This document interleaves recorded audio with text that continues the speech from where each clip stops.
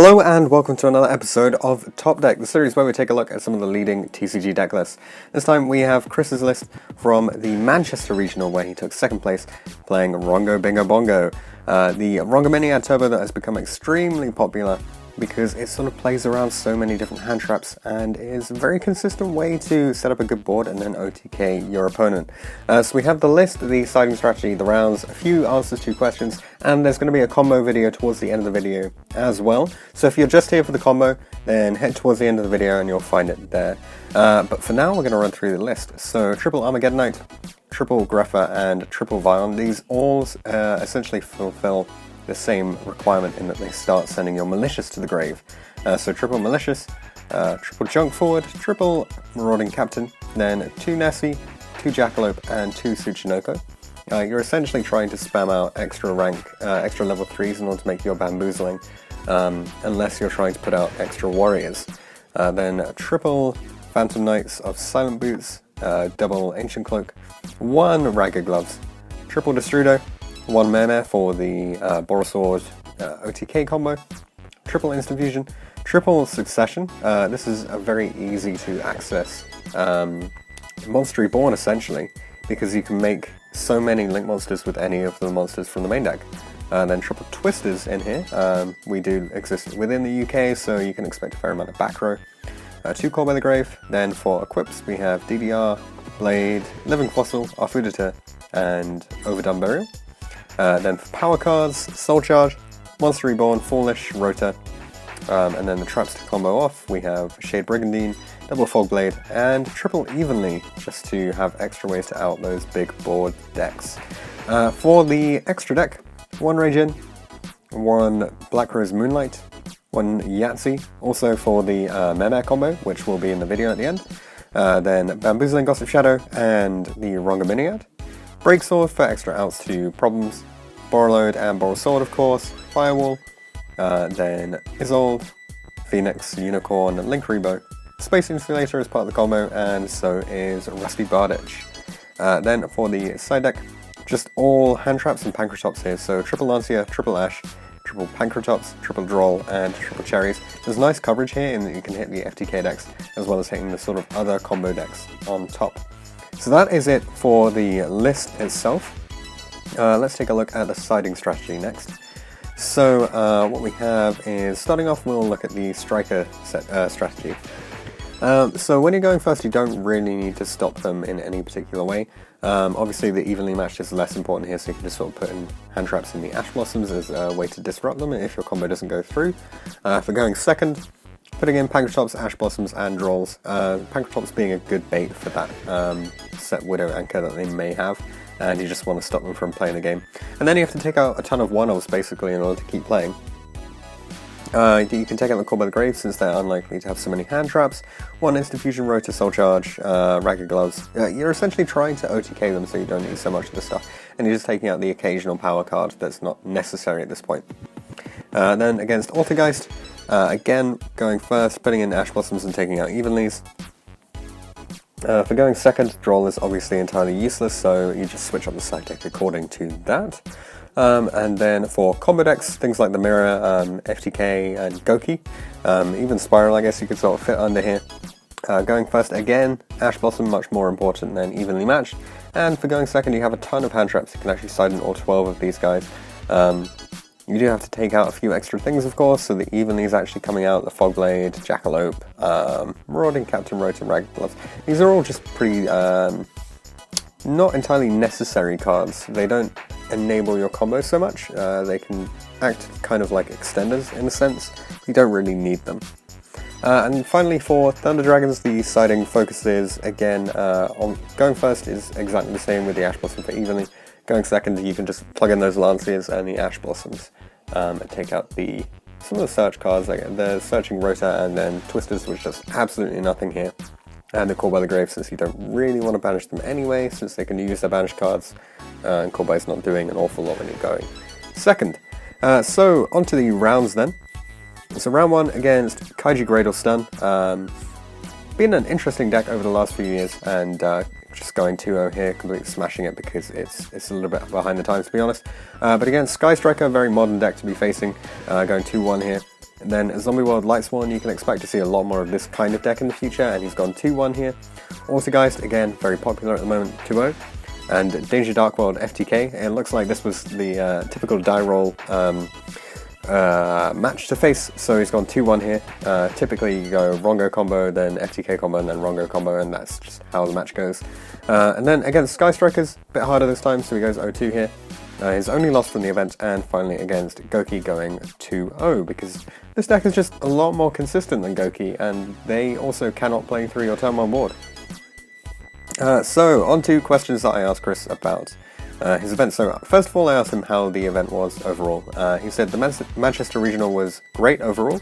The staff and judging team were very efficient and did a good job on the day to ensure a great experience. The event had an amazing turnout at 104 players who entered, so it was great to see so many players in such a considerably poor format. Then why did he decide to play Rongo Turbo? He decided to play Rongomongo Turbo because he feels that it's a really good sleeper deck currently. It was a good pick for the event because not many players had figured out how to side appropriately for it, or how to counter it. In addition to this, with so much focus on not being killed by the FTK currently roaming around, it meant that a lot of people would emphasize on maining or siding Droll and Lockbird, which really doesn't do anything to this deck. Plus, being able to play the Destrudo Yahtzee Mare package enables some really easy OTKs if you can get the combo off. With essentially 10 Armageddonite type cards within this deck, I wanted to know if he felt like it had enough starter cards for a 60 card deck. He said that ideally you always want to open a way to get Malicious in your grave, however it's not necessarily a must. As long as you get 2 warriors onto the board and have an extender, such as a danger monster or a revival spell, you can very easily do the full combo, as Izzle just pulls the Armageddonite out of your deck and that can send you Malicious and get things going. However, ensuring that you see enough starters in your opening hand will always be an issue with a 60 card deck, which is why he tried to max out on those types of cards. As for why he decided on this particular danger lineup, going back to where he took inspiration from this deck, he saw Joshua Schmidt's list and the list from the E-Man Games guys, as well as Cesar Alcaraz's list, who got top 16 at YCS Pasadena. The dangers in the deck are not really the main focus of the combos, such as in the Dark World FTK. They just more or less provide some sort of great fodder for Armageddonite to gain further advantage, and they fuel link plays when you go second. He rarely used the in-hand effect when going first, as the resultant draw from one resolving could leave him exposed to Droll, which would not allow him to fully combo and complete having 5 or 6 materials underneath a Rongomongo, so we decided to avoid that as much as possible. Then you've only got the 2 Call by the Graves within the deck, which can be pretty difficult to deal with because it doesn't really stop your opponent's hand traps if you've got like a 1 in 30 there. He says that he could play more. If he could play more, he really would, because stopping an Ash Blossom whilst not having an extender is the difference between winning and losing. He did not see it nearly enough throughout the rounds because of the size of the deck. However, he would still play the card, as it is very important to see it when he can in combo decks. With just the 3 copies of Twisters and 3 evenly in the main, I wanted to know if he was concerned about back row decks or just filling up space with generic good cards, because it is a 60 card list, so this deck does really need to sort of fill up slots.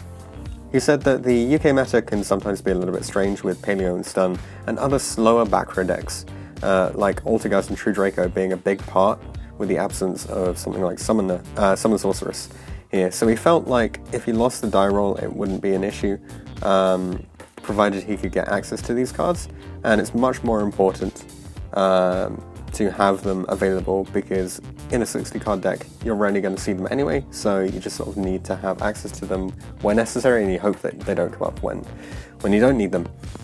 With the 12 hand traps in the side, I wanted to know if he ever wished that these were mained instead, or if he was happy as it was. He said he wanted to win as many dice rolls as possible, and given a lot of hand traps now are very specific to the matchup, like Droll mainly affecting the FTK, he thought it would be best to sort of maximize chances from a combo piece point of view. Overall, he was happy with them in the side because he had to ensure maximum efficiency when going first.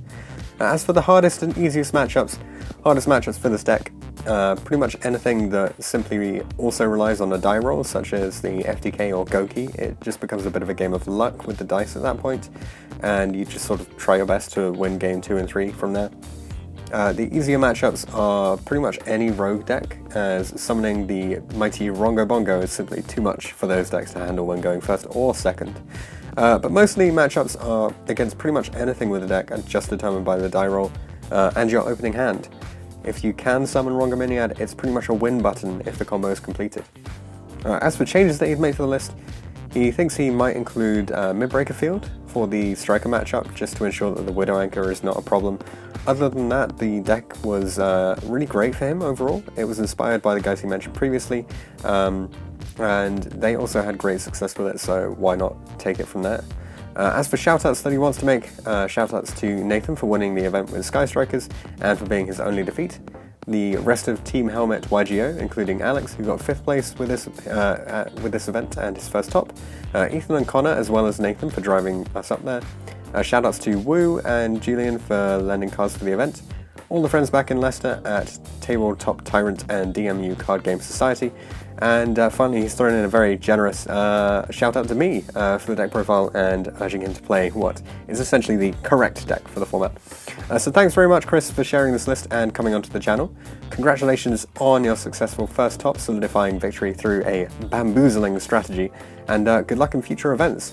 So if you're still around, then here's a combo directly from Chris, showing you how to first of all set up the Rongomongo turn 1, and then what happens in the following turns when you can just OTK your opponent. Okay guys, so I'm going to show you the 2-card combo using Armageddon Knight and Instant Fusion to make a Rongomongo with 5 materials underneath it. So first of all, we're going to activate Instant Fusion, paying 1000 life points to summon Invoke Raijin from the extra deck. Then we're going to normal summon Armageddon Knight and use its effect to send a Destiny Hero Malicious from our deck to grave. Then I'm going to link these off for a Isolde. We're not going to use the search effect of Isolde because we don't want to get Ghost Ogred or Drolled at this point.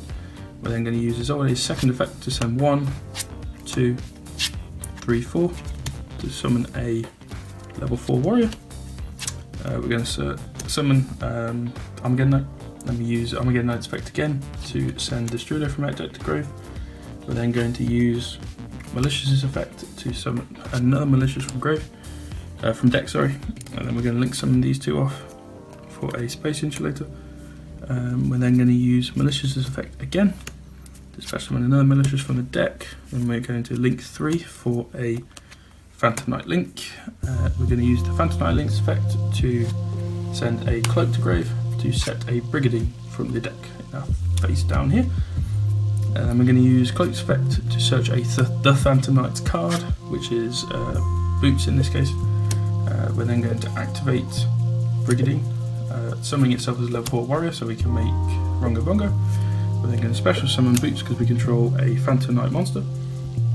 And then we're going to use Destrudo Engrave, targeting Armageddon Knight so it becomes a level 3 on the field. So we pay half our life points to special summon it. We're then going to special summon Bamboozling Gossip Shadow, which is what enables Rongomongo to have so many materials. Then we summon Rongomongo over here with the 2 level 4s. Then we use Gossip Shadow's effect on the Rongomongo, equipping itself so it now has 5 materials. Then you pass turn and your opponent sits there and thinks what they're going to do with their life, and then they set a monster, set a card, and they pass back to you. And in your end phase, in their end phase, you have to detach a card from Rongomongo. So we're going to detach Destrudo. We then just draw a random card because it's our turn again, and then we can use the Phantom Knight links again to send another Cloak and just to set a random Fogblade from the deck. We're then going to use Cloak again to search another Boots, and then Boots is going to summon itself because we still control a Phantom Knight's monster. Then we're going to use the Destrudo again, targeting this to make it level 4, and then we're going to Synchro Summon for a Yazi, putting Destrudo to the bottom of the deck of course. The Yazi can then target itself and a card your opponent controls because they'll probably set a monster or a spell trap. They pop themselves, and then Yazi triggers summoning a Mermeh from the deck. Mermeh is a very good card. It generates tokens by lowering its level by 1. So we use its effect to summon a token. We then use that token because it's level 1 for a Link Reaper, we then use Mermare's effect again to summon another token. So Mermare is now at level 4. We then link these two off for a Nightmare Phoenix. You can then ditch a card in hand to pop a spell or trap that they have. It could be a disruption of some sort. We then use the final time of Mermare to summon another token. Then we use Link Reaper Engrave to tribute away this token. So we now have enough materials for a Link 4 to summon Broadsword. And then you can enter your battle phase, declare attacks with these and this, and then Broadsword can target Heroic Challenger Rongomongo, and Rongomongo won't be turned to defense because it's unaffected by card effects, but Broadsword will still gain the attack because that's just a silly thing that happens with Broadsword and Rongomongo. So yeah guys, I hope you enjoyed the combo, and good night. Thanks for watching this episode of Top Deck. If you have any comments or suggestions that you would like to make, leave them in the comment section down below. Check out the description for details of how you can get involved in this series. You can enter by voice interview, or instead you could just send all of your information over Facebook Messenger. Anything like that will be absolutely fine. If you want to see anything in particular from the upcoming series, then be sure to get in touch, and I'll see you guys in the next video.